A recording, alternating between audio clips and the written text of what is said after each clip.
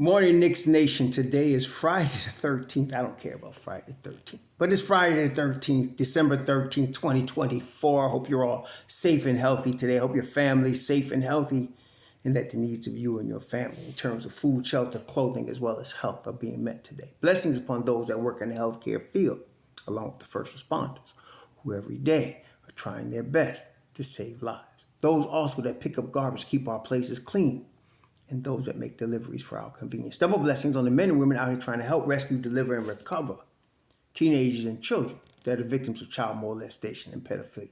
People that are also victims of pornography and child pornography, prostitution, child prostitution, human trafficking and sex slavery. Double curses on all those that are practicing these things. Double curses on the profiteers.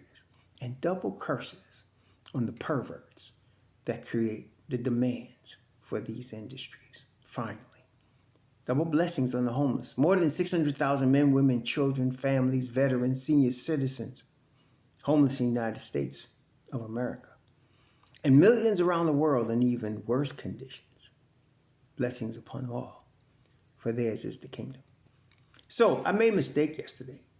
I guess subconsciously expected the Knicks to beat the Atlanta Hawks and advance to Nevada and to Las Vegas for tomorrow night. Therefore, I wasn't even thinking about that if they lost, which I had known before but forgotten, if they lost to Atlanta, they would be playing Sunday against Orlando in Orlando. But that's what they're doing. So they did lose, yes, of course we know, and they're playing Orlando in Orlando on Sunday. We'll be reviewing that game on Sunday at our noon time where we normally review it. Actually, I'm going to probably be like 1, I guess, because going to the range at 10 in the morning on Sunday. But I do want you all to hear Ian Begley, because the bad news, which is, again, some of y'all can't wait to come with bad news, drive me crazy. Don't ever come to me with bad news after a loss. It's a bad day. Okay, so the Knicks lost to Atlanta, and I got some knucklehead coming. Mitch Robinson's not coming back. You heard Sham said. I was like, some of y'all get glee in reporting bad news as if you're smart. It doesn't make you smart. It just makes you the bearer of bad news. Anyway, Ian Begley repeated the thing yesterday, and I want us to listen to what he's saying here with respect to that. Listen here. Injury update, fellas. We're going to hit first Mitchell Robinson. Chris, you mentioned earlier, ESPN reporting that Mitchell Robinson could be out till late January, could be out till early February. What I've been told is the Knicks are not going to rush him back at all. They want him to be, fully healthy when he comes back. And Tom Thibodeau said recently that he just started kind of shooting on the court. I checked in on it, and I was told that he is not close to returning. No one wants to commit to a specific timetable, but not close to returning as we get into late December. So that tells you something about where Mitchell Robinson is. The good news is Landry Shamet, Tom Thibodeau says, is taking contact, right? And then he is coming back from that right shoulder injury. He's with the G League team. He's taking contact. Tom Thibodeau said last night that he is close, and I still think that Landry Shamet is in this team's plans. I do think that if he can make it back fully healthy, I know that some people over there feel like he can really help this group, so I would expect them to sign him if he does come all the way back from that shoulder injury. Now, what I love about Ian Begley is that he only gives you facts. Now, he reported what BSPN said, but then he said, I am told, which is a factoid. When it comes from Ian Begley, it's not a rumor, it's a factoid. So he said, I am told that the Knicks are not going to rush Mitchell Robinson back. Okay, that's what he said. I am told that he's not near ready right now. He's shooting, but he's not ready. And they don't want to rush him back. Okay, before we go on to Shamet, let's deal with this first. There's 2 things that come out of those comments. Number 1, it is what he said. The Knicks want Mitchell Robinson fully healthy when he comes back. And number 2, why? Because a fully healthy Mitchell Robinson is going to bring the Knicks to the next level on defense and rebounding especially, okay? And so, yes, some of you have been pining for the cat Mitchell Robinson combination, and you might get it. It may start, it may not start, but you'll get it during the course of a game. And that's what some of y'all don't understand. You don't have to start with something for it to be used. Someone asked, for example, what about putting more Precious Achua starting next to Cat? You don't need to start them. You can keep the starting lineup the same, and you could still play Precious with Cat in the second unit. And probably you're going to see that. But starting is not as important as really finishing. Okay, so that's really the important thing. You're not going to take Josh Hart out of the starting lineup right now when you're struggling to get the rebounding numbers that you got last year as one of the top rebounding teams in the NBA. Josh Hart is one of your few rebounders. OG Anunoby, is all world as he is defensively, he is not a rebounder. And neither is Mikal Bridges. So what you have is Gato, who got 19 rebounds the other day, and he's been one of the league leaders in rebounding. So you got him. You're not going to take Hart out the starting lineup and lose rebounding. Okay, you're not going to do that. That's detrimental. If anything, theoretically, you would have Hart with Precious, so that you get more rebounding. And and that's what I'm saying. You're going to see that during the course of games.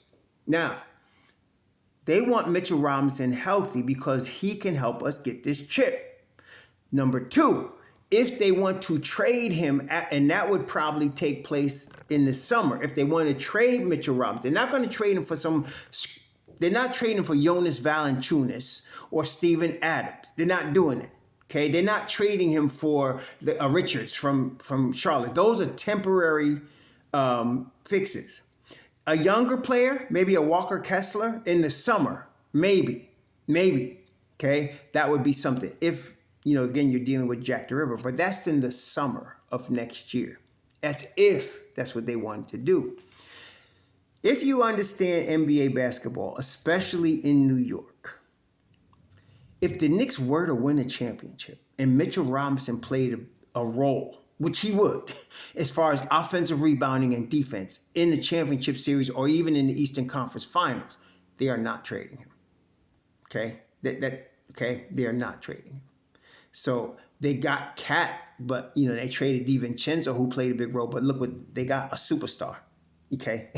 So if there's a superstar out there that's at the 5 that can rebound, offense rebound, and play defense like Mitchell Robinson, maybe they would trade for him, but there's not.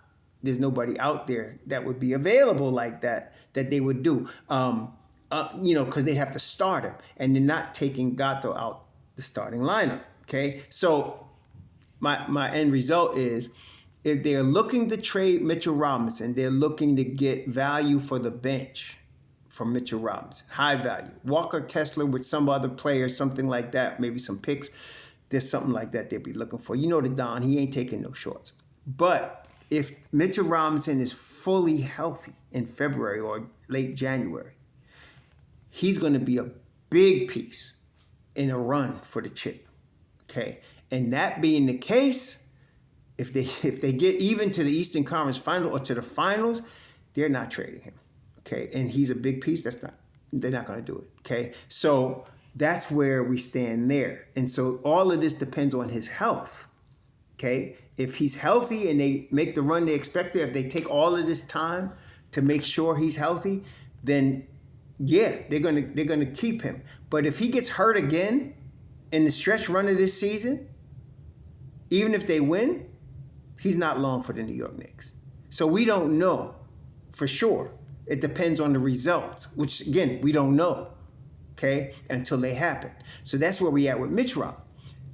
Landry Shamet, which we've been saying all along. Somebody said, why do you keep mentioning Shamet? Because I told y'all. Him with Deuce McBride, this is what you got. In the Landry Shamet situation, we know he can shoot the rock. But now we realize he can play defense as well. And of course, we know he has a high IQ. So you got him with Payne. So now what'll happen is, and this is what happened in the preseason before his injury. Deuce would come in and play the 2 guard. And he actually come in and played a point first for Jalen Brunson. Sometimes Thibs would keep him in there and play him with, take Hart out and play him at the 2 guard. But then when Payne comes in, Deuce stays in the game, and Payne becomes the point guard. Then Payne will go out, or he'll bring in Shamet, and you have 3 guards, and Deuce will go back to either point or 2 again. So Deuce stays in the game, and you use his versatility both at the point and at the 2 guard. And you have speed and quickness. See, because you got to deal, see, if you got lemons, you make lemonade. What do I mean by that? You got lemons, you make lemonade. So you don't have Mitchell Robinson. But as I said the other day, you got enough to win. You really have enough to win. So you got to play a lot of pressures. You can play him at the 4, you can play him at the 5. He's going to be a positive all the time when he's on the court. This is a big thing. So, and he's going to bring defense and rebound. Major thing, what we need, okay? So you get Shamet, so you can play him with Precious, and you could add another guy from the starting lineup, and you're going to go small, but you're going to still have very good rim protection with Precious. And if you add Precious with Gato, you got rebounding. If you add Precious with Hart and them 3, you got a small team, but you got hustle and rebound. If you add him with OG, you could add him with almost any of those guys, except Brunson. You can't really add him with Brunson. You can have Brunson in the game with Deuce, but once you start bringing Payne in, you got to take Brunson out. Okay, and that's what Thibs has been doing already. He's been doing that. So when you have Payne in, you got to take Brunson out. And if you're going to add Shamet, you can't have Brunson in there with those 3 guys. But you're going to have some front court guys. Okay, Precious is going to be in there with somebody. Okay, that's how it's going to work, and it will work. It's not Thibs' ideal, because Thibs wants a traditional Mitchell Robinson rim protector. But for now, you got lemons, you make lemonade. And I think they'll make that work. They'll make it work. So that's what we're dealing with. And I'm excited about Shamet coming back. I wish MitchRob was coming back also right away, but he's not. But it's okay. I think, like I said, with Precious, Deuce, and Payne, and then you add Landry Shamet, you got enough bench firepower and defense to win basketball games. And that's what we got to do right now. The starting unit, they come a long way. And they're actually the highest scoring starting unit in the NBA. But, of course, the other night what happened is, again, there's a learning curve for Brunson. You got to learn to let the game come to him when it's time. Especially, now look, we also got to understand, not everybody has a Dyson Daniels to guard Brunson. They got tall guys, but they can't all guard Jalen Brunson. Dyson Daniels obviously can. That's his kryptonite. Dyson Daniels can guard him. So when you're playing against a guy like that, he's got to let the game come to him. And I believe he knows that. Jalen Brunson is very intelligent. He might make a mistake in a game or make mistakes in terms of the strategy in a game, but he's learned, he's going to pick up. And please, all of y'all come with me, Thibs should be coaching him. Y'all don't understand the pro game. You don't understand Thibs, and you damn sure don't understand Brunson. Thibs lets Brunson coach himself because Brunson's that smart. And that takes something off Thibs' plate. They strategize, but Brunson is allowed to do what he wants to do because he's that good. Thibs should be coaching him up. Some of y'all, don't come on my channel anti-Thibs. Somebody said, well, it's okay to criticize him. No, it's not. This ain't no democracy. You cannot come on my channel talking about Tom Thibodeau, especially you amateur coaches and you amateur GMs. So anyway, we got enough to win. We got enough to make it happen until MitchRob gets back. And when MitchRob gets back, just add in that guy. We're just talking about rim protection and offensive rebounds. And I'm 100% sure he's going to bring that. And if he's fully healthy and brings it, we good. See? So for now, I think the Knicks are playing 600 ball right now. 600 to 640, they're in that range. And if they can, I think they can hold that down until Mitchell Robinson gets back. And I think that percentage will go up when he comes back. I think, you get Shamet involved, that's going to help a lot. Okay? It's not going to help our rebounding, but it's going to help our perimeter defense and our shooting. Definitely. So we got that. That's coming. Matt Ryan was always just a bench warmer to make the round out the roster until we get Shamet back. He'll be going to the G League and he'll resume his position there. Okay, and if needed, come up to be a bench warmer. But we're looking for Landry Shamet. That's the guy with Payne. Not only that, You got Payne and Shamet with Deuce. Now you got 3 guys to give Brunson some relief, to give Hart some relief that reduces the risk of injury that will cripple the team. So one of them, 2 of them can get hurt, you still can roll. Okay, that's important, right? The most important guy on the bench is Precious, though, because we need Precious for the rebounding and defense. I mean, Deuce and him both, but we need Precious for the rebounding and defense. So we want to make sure he's healthy, and I think that's why he took 21 games to come back. They wanted to make sure he was ready.